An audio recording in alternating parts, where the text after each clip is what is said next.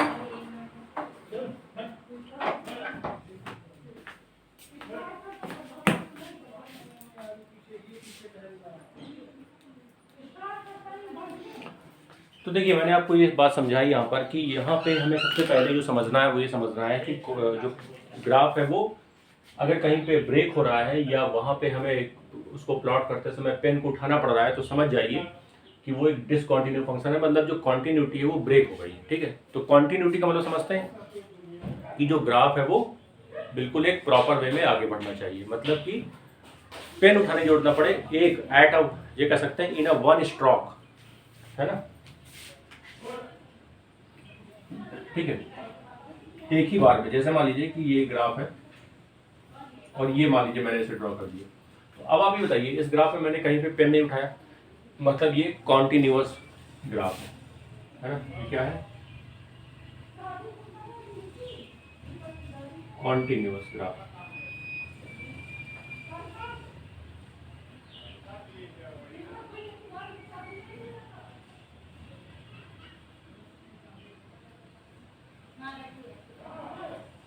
ठीक है, ये कॉन्टिन्यूअस ग्राफ हो जाएगा। लेकिन देखिए होगा क्या कि केवल डायग्राम से काम नहीं चलेगा भाई, हमें मैथमेटिकली भी तो ये समझना है कि आखिर ये किस तरीके से हमें ये प्रूव करना है कि कोई फंक्शन कॉन्टिन्यूअस है या नहीं है ना। तो चलिए उसके लिए मैंने आपको ये देखिए डेटा लिखा है उसके आपके सामने, इसको हम लोग डिस्क्राइब करते हैं। तो देखिए मैंने आपको एक ऐसी रफ वैल्यूज़ या एक ऐसा रफ फंक्शन लेके इस चीज़ को बिल्कुल आसान तरीके से समझाने की यहाँ पे कोशिश की है। तो आप पहले उसको समझिए, देखिए क्या लिखा हुआ है। एक फंक्शन है, अगर वो यहाँ पे देखा जाए जैसे लिखा हुआ है एक्स इक्वल टू और ग्रेटर देन 0 पर क्या दे रहा है, वैल्यू 1 दे रहा है। तो यहाँ देखिए, चलिए आप यहाँ देखिए, है ना। ठीक है, तो आप बताइए यहाँ पे मैंने आपको क्या लिखा हुआ है, एक्स जो है एफ एक्स जो है वो क्या कर रहा है, एक्स जो है ग्रेटर देन और इक्वल टू 0 पे क्या दे रहा है, 1 वैल्यू दे रहा है। क्या दे रहा है, 1 दे रहा है। तो यहाँ देखिए आप बताइए अगर मैं इसकी बात करूं, ठीक है, दोनों के अलग अलग ग्राफ बने हुए, दोनों का अलग समझते हैं। तो सबसे पहले आप ये देखिए, अगर हम यहाँ पे बात करें तो यहाँ पे आप देख सकते हैं कि जैसे लिखा हुआ है एक्स लेस देन 1, क्या लिखा है, एक्स लेस देन 1 पर क्या दे रहा है, 2 दे रहा है। तो जरा देखिए एक्स लेस देन 1 पर क्या दे रहा है, 2 दे रहा है। तो आप बताइए लेस देन 1 का मतलब ये हुआ कि 1 से कोई भी छोटी वैल्यू होगी, जहाँ पे ये 2 देगा। तो देखिए मैंने यहाँ पे एक अच्छा यहाँ पे इक्वल टू का साइन नहीं लगा हुआ है, तो हमने इसको नहीं लिया, इस पॉइंट को, मतलब x इक्वल टू 1 पर इस पॉइंट को हमने नहीं लिया है। और इसके पीछे हमने ग्राफ को ऐसे प्लॉट किया है क्योंकि हम x की 1 से छोटी वैल्यूज को ले रहे हैं। अच्छा y इक्वल टू 2 से देखिए क्रॉस हो रहा है, क्योंकि यहाँ पे वैल्यू जो है वो क्या दे रहा है, 2 दे रहा है। अच्छा दूसरा देखिए क्या लिखा है, x greater than 1 and equal to 1। तो देखिए यहाँ पे x greater than 1 equal to 1 का मतलब क्या हुआ कि हम x में 1 से आगे जा रहे हैं, 1 से क्या जा रहे हैं, आगे जा रहे हैं। तो आप देखिए जब हम x ग्रेटर देन, अगर हम बात करें इसकी, जैसे मैं बात कर रहा हूँ कि x कह रहा है लेस देन 1 पे 2 दे रहा है और x greater than equal to 1 पे 1 दे रहा है। तो जरा देखिए 1 का मतलब ये हुआ कि y यहाँ पे देखिए 1 है, x इक्वल टू 1 पे 1। अच्छा x या तो इक्वल टू होगा या ग्रेटर देन होगा। तो देखिए इसीलिए हमने इस पॉइंट को डार्क कर दिया है ना। डार्क करने का मतलब ये है कि हमने इस पॉइंट को भी उसमें शामिल किया है। तो ये फंक्शन इधर, ये कह सकते हैं ये ग्राफ इधर जाएगा। अब आप कुछ सोचिए कि यार ये देखिए ये जो ग्राफ है, ग्राफ हमने ड्रॉ किया है यहाँ पे इस तरह से, है ना। ये देखिए यहाँ पे डिसकंटिन्यू हो रहा है, इस पॉइंट पे डिसकंटिन्यू हो रहा है, मतलब ये कॉन्टिन्यूअस फंक्शन नहीं है, या कह सकते हैं कॉन्टिन्यूअस ग्राफ नहीं है, डिसकंटिन्यू हो रहा है। यहाँ देखिए कह रहा है कि x greater than equal to 0 पे, x greater than equal to 0 पे 1 दे रहा है। तो जरा देखिए x greater than equal to 0 पे बात कर रहे हैं। तो देखिए ये जो एरिया है ये क्या है, ग्रेटर देन भाई x इक्वल टू 0 यहाँ पर होगा, इस लाइन पर, y पर क्या होगा, x इक्वल टू 0 होगा। तो इसलिए देखिए मैंने एक पॉइंट यहाँ लिया है। अच्छा यहाँ पे मैं 0 को शामिल कर रहा हूँ, इसलिए मैंने इसको डार्क रखा है। अच्छा इस पर क्या वैल्यू दे रहा है, देखिए 1 दे रहा है। तो इसलिए मैंने देखिए 1 पर y बराबर 1 पे एक ग्राफ ऐसे प्लॉट किया। वैसे ही x अगर जीरो से छोटा है तो ये 2 दे रहा है। तो जरा देखिए x जीरो से छोटा कब होगा, जब इधर होगा, इस साइड होगा। तो यहाँ पे देखिए क्या हो रहा है, अच्छा यहाँ पे इक्वल टू का साइन नहीं लगा हुआ, तो हमने यहाँ पे डार्क नहीं किया है, इस तरह से हम सर्किल बना के रख रहे हैं। और इसके पीछे जाएंगे ताकि यहाँ पे हमें पता चले कि हम बात कर रहे हैं नेगेटिव एक्स पर, है ना, या कह सकते हैं एक्स लेस देन 0 पर। तो ये देखिए दोनों के फंक्शन क्या है, डिसकंटिन्यू फंक्शन है, मतलब these are not the continuous function. अब ये तो हम समझ गए, देखिए ग्राफ के माध्यम से, ग्राफ से तो हम इस चीज़ को समझ पाए हैं कि आखिर ये क्या हो रहा है, ठीक है, किस तरीके से ये चेंजेस हो रहे हैं। लेकिन इसी चीज़ को मैथमेटिक्स की लैंग्वेज में कैसे समझें, तो देखिए मैथ की लैंग्वेज में अगर इसे समझना है तो आप इस तरीके से समझ सकते हैं कि जैसे कॉन्टिन्यूटी है, तो देखिए कॉन्टिन्यूटी को प्रूफ करने का तरीका क्या है भाई। जब तक हम कॉन्टिन्यूटी को प्रूफ नहीं करेंगे तब तक हम मैथमेटिकल लैंग्वेज में, तब तक हम ये नहीं बता सकते हैं कि फंक्शन कॉन्टिन्यूअस है डिसकॉन्टिन्यूअस, क्योंकि हर बार हम इस तरीके से रिप्रेजेंट नहीं कर सकते हैं, ये तो समझने के लिए था। तो उसके लिए आप इसको समझिए, देखिए होगा क्या यहाँ पे जैसे देख रहे होंगे कि एफ एक्स इक्वल टू क्या लिखा हुआ है, एफ ऑफ सी, ठीक है, ये एक फंक्शन है जिसमें एक्स इक्वल टू सी, मैंने यहाँ पे सी देखिए डाल दिया, एक्स सी लिखे। अब होगा क्या, जब आप एफ एक्स यहाँ पे एक्स की कोई भी रियल वैल्यू डालेंगे, ठीक है, तो इसमें क्या होगा, देखिए एल एच एल मतलब लेफ्ट हैंड लिमिट और राइट हैंड लिमिट क्या होनी चाहिए, एट सी पर, एट सी मतलब सी पॉइंट पर या सी वैल्यू पर आर एच एल और L H L limit equal होनी चाहिए, और सी पर फंक्शन भी उसी वैल्यू के बराबर होना चाहिए। मतलब R H L, L H L और function at that particular point will be equal. अच्छा, लेफ्ट हैंड लिमिट और राइट हैंड लिमिट कैसे निकालते हैं ये तो हम देख चुके हैं, लिमिट जो टॉपिक है उसमें आपने पढ़ा होगा कि यहाँ पे देखिए x जो है, जब लेफ्ट हैंड लिमिट लिखते हैं तो c से थोड़ा छोटा लिखने की कोशिश करते हैं, और c से थोड़ा छोटा का मतलब होता है c माइनस, है ना। और जब यहाँ पे हम डालते हैं fx तो ये पार्ट बराबर होना चाहिए c प्लस, मतलब c से थोड़ा बड़ा, c से थोड़ा बड़ा, तो ये fx और ये बराबर होना चाहिए f ऑफ c, मतलब c पॉइंट पर फंक्शन और LHL और RHL ये तीनों क्या होना चाहिए, इक्वल। क्लियर, ये पॉइंट यहाँ पे इंपॉर्टेंट है, बात समझ में आ रही। अच्छा, अब एक चीज़ और समझिए, देखिए होता क्या है, फंक्शन कई बार ऐसा होता है कि आपको लगेगा कॉन्टिन्यूअस लेकिन होगा नहीं। अब उसमें दिक्कत क्या होती है, कॉन्टिन्यूअस लगेगा बट होगा नहीं, इसका क्या मतलब है कि जैसे कई बार ऐसा होता है कि कोई ऐसा पॉइंट जिसमें RHL LHL बराबर तो हो रहा है, लेकिन वो जो पॉइंट है वो फंक्शन के डोमेन में ही नहीं। क्लियर, वो फंक्शन के क्या है, डोमेन में ही नहीं है। तो अगर वो फंक्शन के डोमेन में ही नहीं है तो हम ये कह सकते हैं कि फिर तो वो किसी भी तरीके से कॉन्टिन्यूअस फंक्शन नहीं होगा, या उसमें कोई भी कॉन्टिन्यूटी नहीं होगी। क्लियर, आई बात समझ में, बोलिए। अब जैसे मान लीजिए मैं इसकी बात कर लेता हूँ, आप बताइए यहाँ पे देखिए x क्या है, इक्वल टू 0 भी है, लेकिन x इक्वल टू 0 में, x इक्वल टू 0 में देखिए वैल्यू 0 आई नहीं रही, वैल्यू तो 1 दे रहा है। मतलब ये हुआ कि यहाँ पे x इक्वल टू 0 एग्जिस्ट ही नहीं कर रहा है, x इक्वल टू 0 क्या कर रहा है, एग्जिस्ट ही नहीं कर रहा है। तो जब x इक्वल टू 0 एग्जिस्ट ही नहीं कर रहा है तो हम ये कह सकते हैं कि फंक्शन में जब वो डोमेन है ही नहीं, तो फंक्शन में वो डोमेन है ही नहीं, तो देखिए देखने में लग रहा है कि ये अलग अलग है, मतलब डिसकंटिन्यू हो रहा है, लेकिन ऐसा है नहीं, ऐसा बिल्कुल है नहीं, क्योंकि ये जो पॉइंट है x जिस पर ये 0 दे रहा है, ये फंक्शन पर एग्जिस्ट, मतलब कि उस वैल्यू पे एग्जिस्ट ही नहीं कर रहा है, मतलब वो फंक्शन की वैल्यू हो नहीं सकती।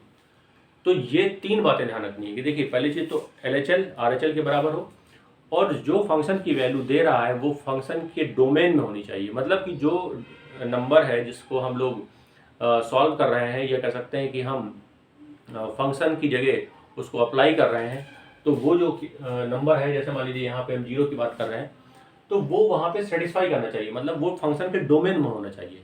क्लियर, बात समझ में आ रही, चलिए।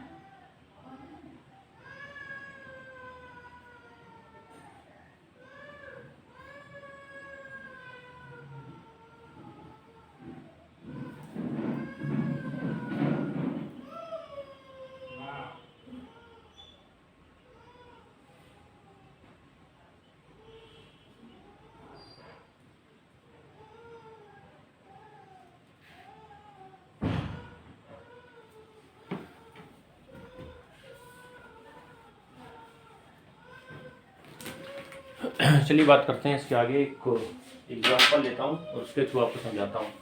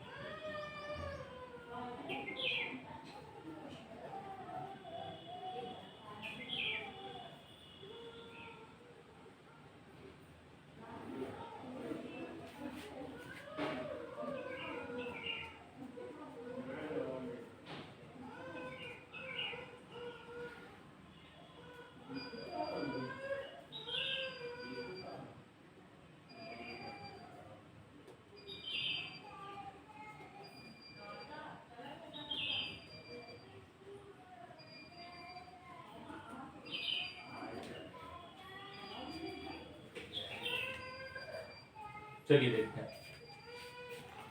तो देखिए, जैसे मान लीजिए ये लिखा हुआ है, कह रहा है check the continuity of the function f given by f x equal to 2x + 3 at x equal to 1। अब यहाँ पे देखिए क्या करना है कि x इक्वल टू 1 पर इसकी हमें कॉन्टिन्यूटी चेक करनी है। तो सबसे पहले आप ये देखिए कि जब मैं LHL, देखिए मुझे क्या क्या करना है, left hand limit equal to दिखानी है राइट हैंड लिमिट की, और वो भी फंक्शन f ऑफ 1 पर क्या होना चाहिए, इक्वल होना चाहिए। ये तीनों वैल्यू बराबर होनी चाहिए, ठीक है। अब यहां पे देखिए आप, अगर मैं पहले LHL की बात करता हूँ, लेफ्ट हैंड लिमिट की बात करता हूँ, तो इसके लिए मैंने आपको बताया कैसे इसको शो करते हैं हम लोग। इसको हम लोग शो करते हैं लिमिट x माइनस, कैसे शो करते हैं, x माइनस, है ना, किस पे, फंक्शन पर। तो आप बताइए, जब मैं इसको डालूंगा यहाँ पे, है ना, x से थोड़ा कम, अब ये जो भी वैल्यू है डालेंगे, जब x इक्वल टू 1 डालेंगे तो ये जो भी आंसर आएगा वो 1 आएगा, ठीक है। उसके बाद जब मैं राइट हैंड लिमिट निकालूंगा तो हम इसको कैसे लिखेंगे, x से थोड़ा ज़्यादा, मतलब हम थोड़ा आगे की बात कर रहे हैं। लेकिन हम जैसे ही 1 डालेंगे, ये कह सकते हैं कि ये भी क्या देगा, 1 देगा। और जब मैं x की वैल्यू यहाँ पे फंक्शन में डालूंगा तो फंक्शन x क्या देगा, 1 देगा। अब आप यहाँ से देख लीजिए कि तीनों ही कंडीशंस में क्या हो रहा है, तीनों ही कंडीशन में ये इक्वल आ रहा है, ठीक है। Left hand limit equal to right hand limit और equal to f of x, ये तीनों क्या है, इक्वल है। तो हम ये कह सकते हैं कि ये कॉन्टिन्यूटी यहाँ पे हो जाएगी, मतलब यहाँ पे कोई भी दिक्कत नहीं है, ठीक है। x इक्वल टू 1 पे क्या हो रहा है, जितनी भी कंडीशंस हैं कॉन्टिन्यूटी की, वो सब सेटिस्फाई हो रही है। क्लियर, चलिए नोट करिए इसको।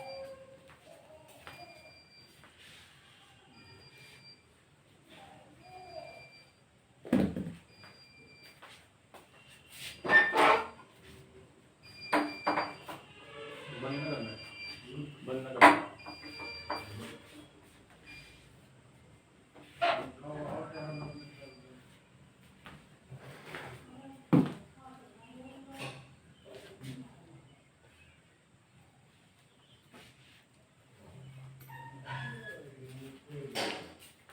तो देखिए यहाँ पे बस एक यही बात समझने वाली थी कि हमें किसी भी तरीके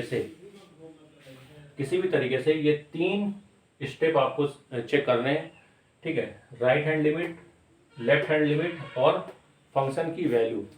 क्लियर, तो जो भी वो फंक्शन की वैल्यू है वो उसके डोमेन में होनी चाहिए, कहने का मतलब ये है केवल। क्लियर, आई बात समझ में। अच्छा, अब आप ये देखिए, यहाँ पे अगर मैं इसको थोड़ा सा इसके हिसाब से सॉल्व करूं, है ना, इसके हिसाब से, तो देखिए इसको कैसे किया जाए।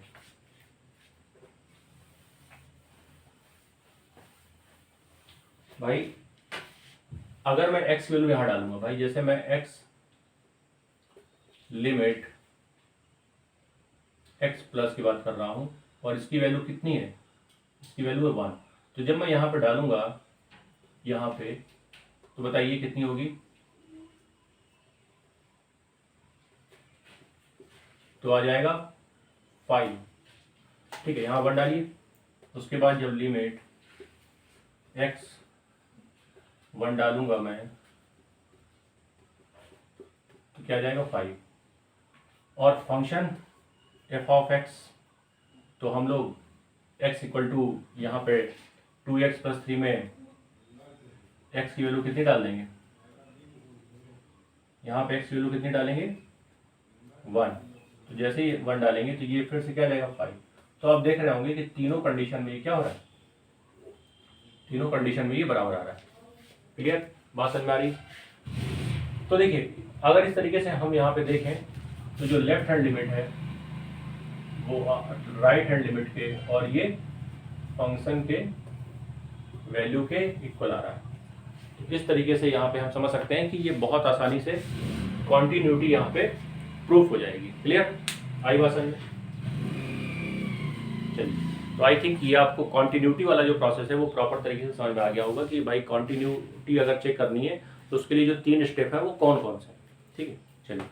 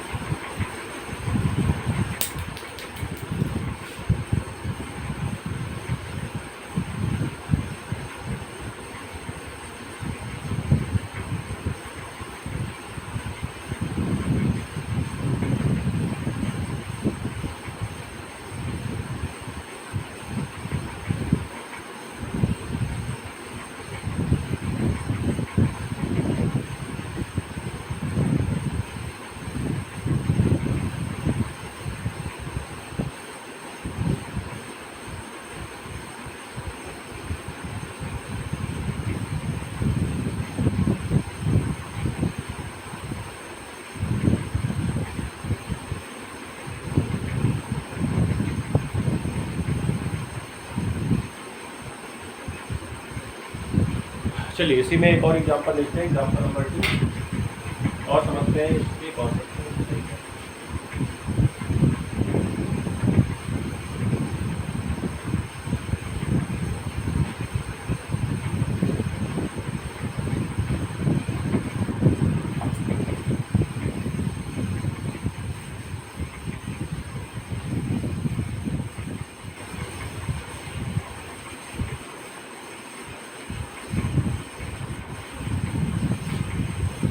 Examine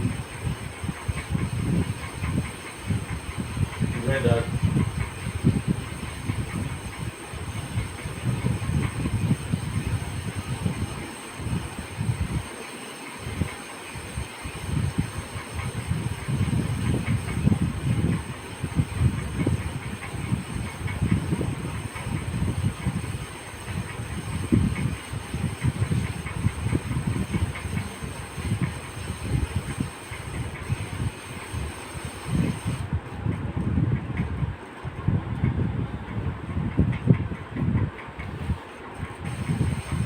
चलिए इसको देखिए सॉल्व करते हैं। सभी लोग एक बार ट्राई करें और देखें कि क्या इसका आंसर आएगा या किस तरीके से हम इसको सॉल्व कर सकते हैं। एक बार आप देखिए, बताइए।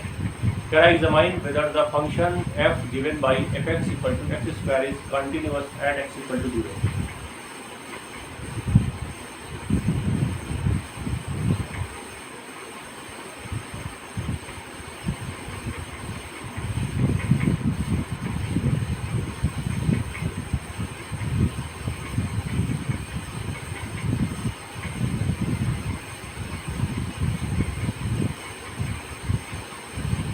तो चलिए मैं ही सॉल्व करा देता हूँ। देखिए इसमें करना क्या है,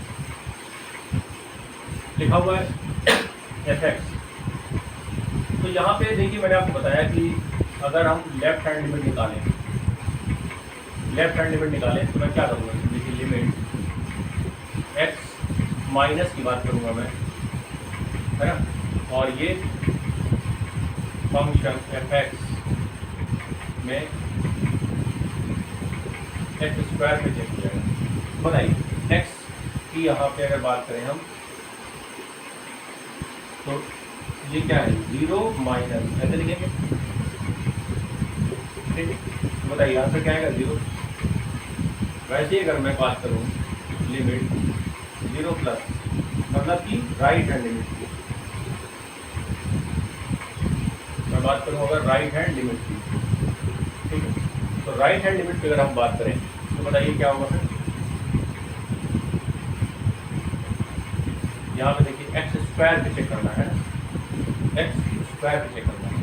तो आप बताइए, डालिए आप एक्स की वैल्यू 0 यहाँ पे, तो ये फिर से क्या हो जाएगी, 0 हो जाएगी। और यहाँ पे एक्स स्क्वायर की वैल्यू जैसे हम 0 डालेंगे तो क्या आएगा, 0 आएगा। और वैसे ही अगर मैं फंक्शन को यहाँ पे फाइंड करता हूँ, है ना, फंक्शन को अगर मैं फाइंड करता हूँ तो फिर देखिए क्या होगा, limit x 0 F of x square, तो बताइए इसमें भी क्या आएगा, 0, क्योंकि हम 0 का क्या करेंगे यहाँ पे स्क्वायर। तो आप बताइए क्या यहाँ पे left hand limit, right hand limit और एफ ऑफ एक्स क्या हो जाएगा, इक्वल हो जाएगा। क्लियर। तो हम ये कह सकते हैं कि जो फंक्शन है वो एक कॉन्टिन्यूअस है। क्लियर।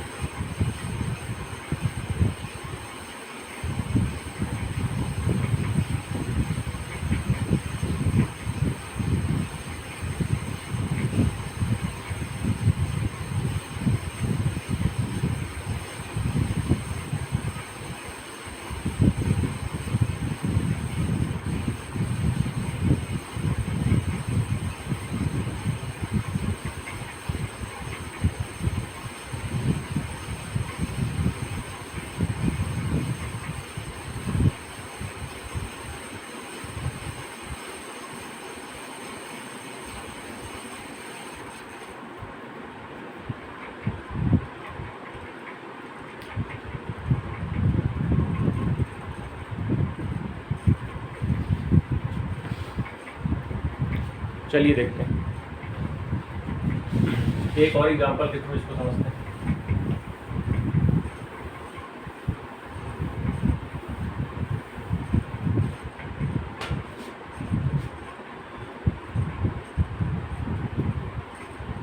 लिखा हुआ है discuss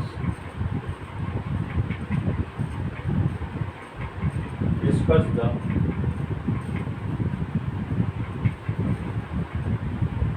continuity of the function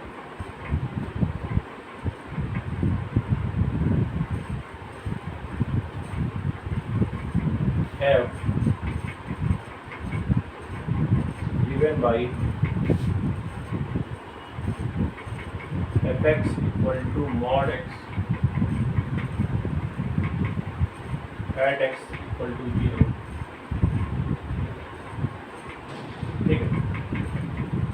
तो चलिए देखते हैं, ये भी एक अपने आप में थोड़ा सा डिफरेंट क्वेश्चन है उससे।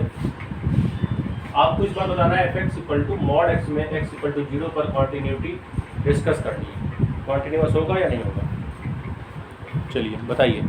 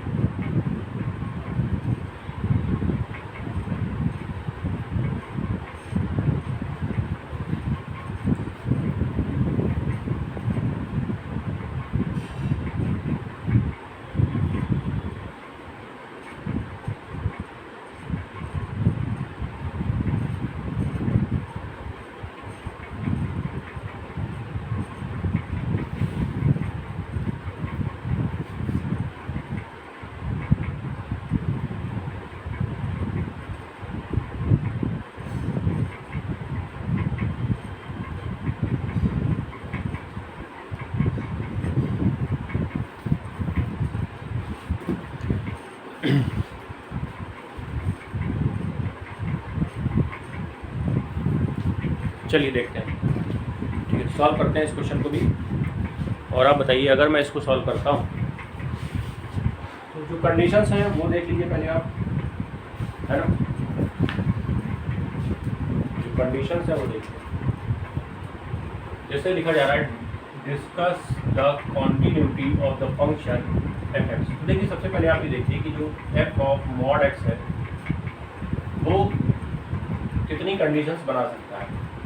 जैसे मैं कहूँ कि ये जो मॉड एक्स है, जैसे इसको इस तरह से लिखेंगे, देखिए एक्स जो है वो ग्रेटर देन 0 है तो एक्स देगा, एक्स अगर इक्वल टू 0 है तो वो 0 देगा, और एक्स अगर लेस देन 0 है तो वो माइनस एक्स देगा। क्लियर? इस तरीके से इसमें चीज़ें होंगी। अच्छा, अब सोच के देखिए आप कि अगर मैं x इक्वल टू 0 रखता हूँ, है ना, इसका मतलब मैं अगर लेफ्ट हैंड लिमिट निकालूंगा, तो इसमें लिखूंगा मैं लिमिट x माइनस, है ना, या इसी को लिख सकते हैं हम लोग लिमिट, भाई मैं x 0 पर निकाल रहा हूँ तो 0 माइनस लिखेंगे, ठीक है, f ऑफ मॉड x।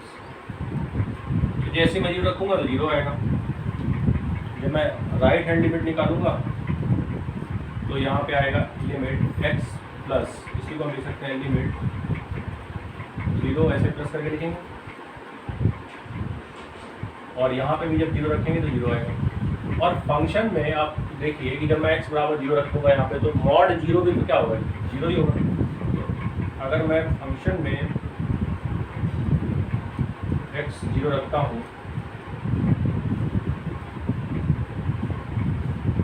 तो ये भी क्या देगा, 0 देगा। तो मैं ये कह सकता हूँ कि यहाँ पर left hand limit, right hand limit और f ऑफ x तो क्या हो जाएगा सर, इक्वल हो जाएगा। तो इसलिए मैं कह सकता हूँ कि ये कॉन्टिन्यूअस फंक्शन है। क्लियर?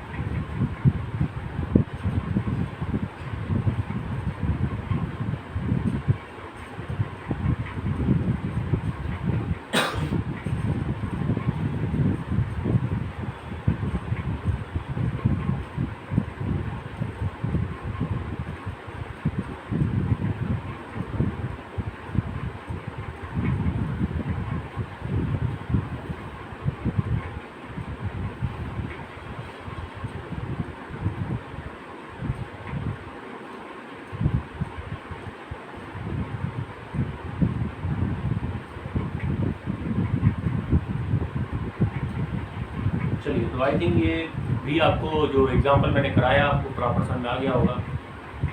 तो देखिए कंडीशंस एक ही तरह से चल रही है सभी में। फाइनली आपको बस जो चीज़ें समझनी है वो आप समझ लीजिए इसमें। चलिए, तो एक क्वेश्चन मैं आपको और करवा देता हूँ यहाँ पर। एक क्वेश्चन और करवाता हूँ, ध्यान से देखिए सभी लोग।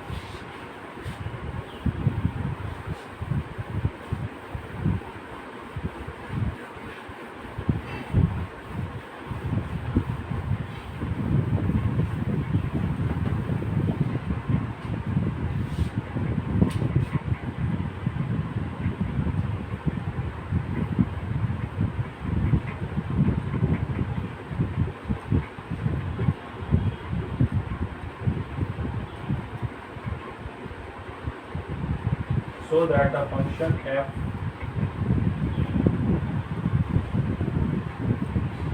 given by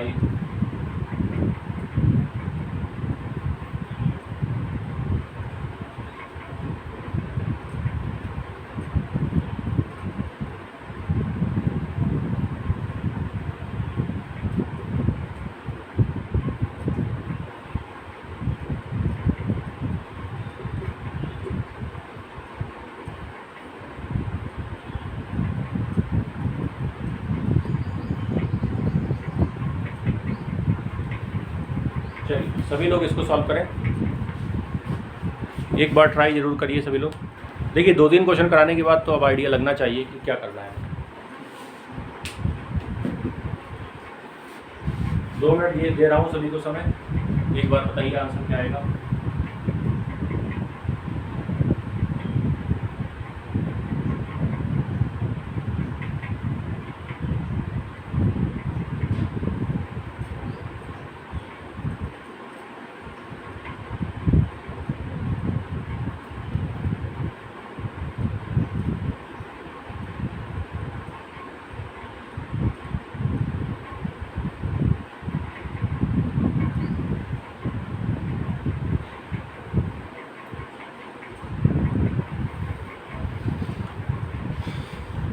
चलिए देखते हैं ट्राई किया कि नहीं किया। देखिए एक बार सभी लोग देखें। आप बताइए, लिखा हुआ है कि so that the function f given by. अब देखिए इसमें क्या हो रहा है कि अगर यहाँ पे देखा जाए, हमसे पूछ रहा है कि ये देखिए बोला कि पहले ही बता दिया गया है कि is not a continuous at x equal to 0। तो अगर मैं लिमिट 0 माइनस ऐसे करके निकालता हूँ एफ ऑफ एक्स और 3, देखिए जैसे ही 0 डालूंगा तो ये 3 आएगा। और लेफ्ट हैंड की बात अगर मैं राइट हैंड लिमिट निकालूंगा तो यहाँ पे जैसे डालूंगा मैं 0 तो ये भी देखिए 3 आएगा। लेकिन आप बताइए क्या f ऑफ 0 की वैल्यू यहाँ पे 1 दी गई है। अब यहाँ पे देखिए क्या हो रहा है, यहाँ पे देखिए क्या हो रहा है, यहाँ पे तो वैल्यूज हमारी डिफरेंट आ रही हैं। तो यहाँ पे क्या हो रहा है, यहाँ पे जो वैल्यू है वो डिफरेंट आ रही है हमारी, क्लियर। और यहाँ पे देखिए फंक्शन जो है x इक्वल टू 0 पे क्या हो रहा है 1 दे रहा है। तो ये तो वैल्यू इक्वल नहीं हो पा रही ना। तो मैं ये कह सकता हूँ कि right hand limit equal to left hand limit but is not equal to f of x, इसलिए ये डिसकॉन्टिन्यू है। इसलिए ये क्या है, डिसकॉन्टिन्यू। समझ गए बात। चलिए सभी लोग नोट करें, फिर आगे अगला क्वेश्चन देखते हैं।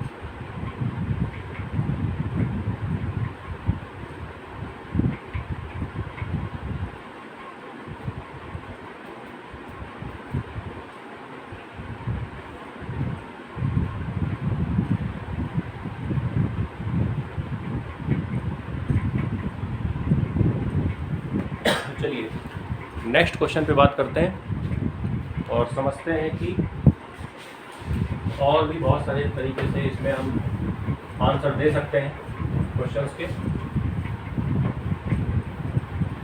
देखिए इस टाइप के क्वेश्चन तो हमने कर लिए। अगर थोड़ा सा डिफरेंट मैं आपको क्वेश्चन यहाँ पे देता हूँ, एक और एग्जांपल देखिए लिखा हुआ है,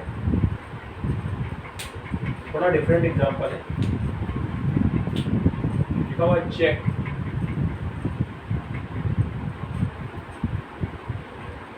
check the points where the constant function fx equal to k is continuous। ठीक, तो चलिए देखते हैं कि ये जो क्वेश्चन है ये क्या कह रहा है। कह रहा है चेक द पॉइंट्स वेयर, ऐसे कितने सारे पॉइंट्स हैं जहाँ पर ये कांस्टेंट फंक्शन कॉन्टिन्यूअस होगा। तो देखिए अगर इसकी बात कर रहे हैं हम, तो आप यहाँ पे कोई भी वैल्यू डाल दीजिए। जैसे मैं कहता हूँ कि x इक्वल टू मैं 1 डालता हूँ, तो बताइए 1 पर क्या देगा, ये 1, ये k बराबर क्या हो जाएगा, यहाँ से 1 हो जाएगा। अगर मैं 2 डालता हूँ तो k इक्वल टू 2 हो जाएगा। तो इस तरीके से अगर मैं a डालता हूँ तो k इक्वल टू a हो जाएगा। तो आप भी बताइए, आप कोई भी वैल्यू यहाँ पर डाल दें, ये फॉर ये कह सकते हैं कि this function is continuous everywhere, this function, ये कह सकते हैं this constant function is continuous everywhere. ठीक, this function is continuous everywhere. तो आप k की कोई भी वैल्यू आप डालेंगे तो उस पर क्या होगा, वो कोई ना कोई यहाँ पे x की कोई वैल्यू डालेंगे तो k की कोई ना कोई वैल्यू आएगी। मतलब कि हम ये कह सकते हैं for all real number, real values of x function will be continuous for all values, all real values of x function will be continuous। आप देख लीजिए कि कोई भी वैल्यू आप डालेंगे तो उसमें फंक्शन क्या होगा, कॉन्टिन्यू। भाई जब सारे रियल नंबर आ रहे हैं, जो x है वो बिलोंग टू किससे कर रहा है, x belong to real number. तो देखिए 1 2 3 4 5 6 कोई भी नंबर डालेंगे तो वो कॉन्टिन्यूस सीरीज बनती चली जाएगी। तो उसमें ईच एंड एवरी पॉइंट पे हम कह सकते हैं कि जो फंक्शन है वो कॉन्टिन्यूस होगा। बात समझ में आ गई सभी को? चलिए अच्छी बात है।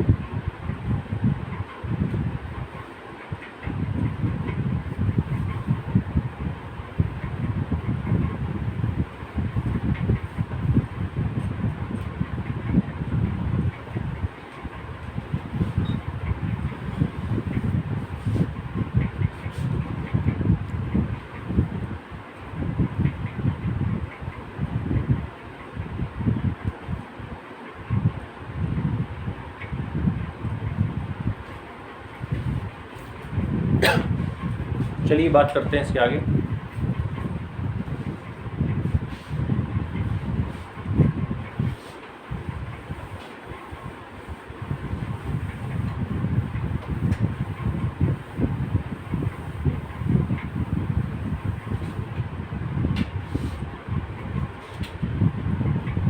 एग्जाम्पल 6 देखते हैं। लिखा हुआ है prove that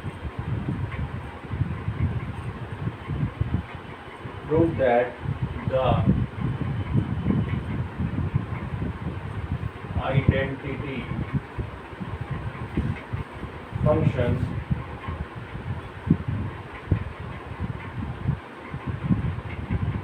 on real numbers given by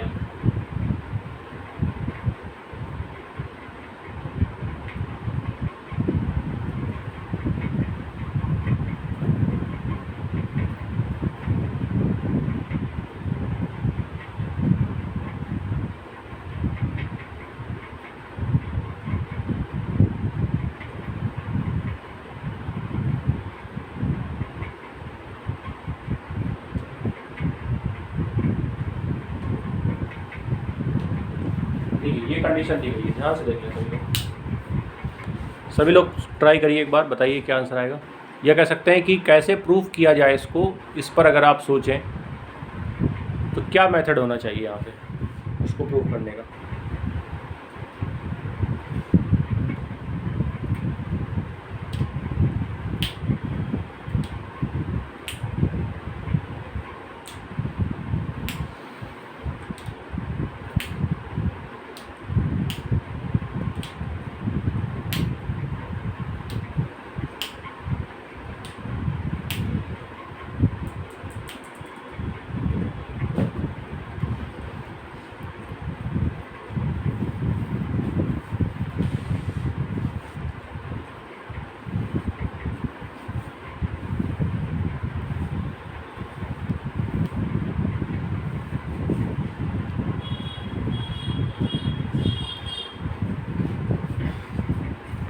चलिए बात करें इस पर, ठीक है, डिस्कस करते हैं इसको। आप बताइए, जैसे लिखा हुआ real number given by f(x = x), f(x = x) is continuous at every real number. लिखा prove that the identity function on real number given by. तो सबसे पहले आप बताइए, मैं मान लेता हूँ कि c is real number which is in the domain of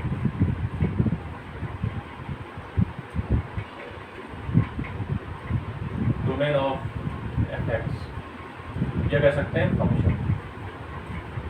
तो एक मैंने c एक नंबर मान लिया है जो फंक्शन के डोमेन में है। भाई कोई ना कोई नंबर आपको लेना पड़ेगा, क्योंकि आपको पता है यहाँ पे जो x है वो रियल नंबर को बिलोंग कर रहा है। जो x है वो रियल नंबर को बिलोंग कर रहा है, तो उसी रियल नंबर में से मैंने एक पॉइंट या एक नंबर कह सकते हैं c ले लिया है जो उसके डोमेन में, ठीक है। तो जब मैं निकालूंगा लिमिट लेफ्ट हैंड साइड, तो यहाँ पे मैं c माइनस लिखूंगा, इसकी वैल्यू क्या जाएगी। उसके बाद जब मैं राइट हैंड लिमिट निकालूंगा,